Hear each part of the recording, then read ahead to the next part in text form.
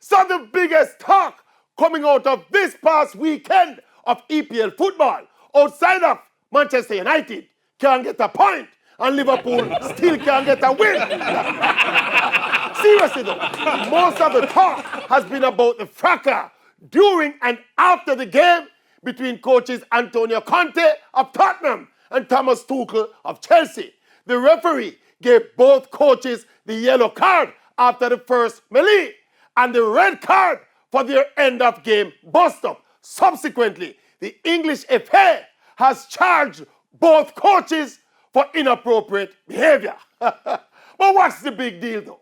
If two coaches get in each other's face and a few words fly, apart from the fact that they're not wearing no mask.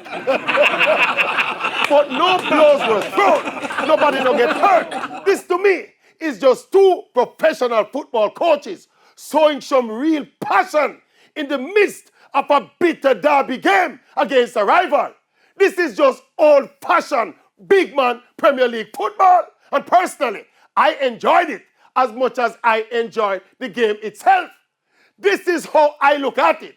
If what Thomas Tuchel and Antonio Conte did was the worst thing in the world right now, oh, what a wonderful world this would be.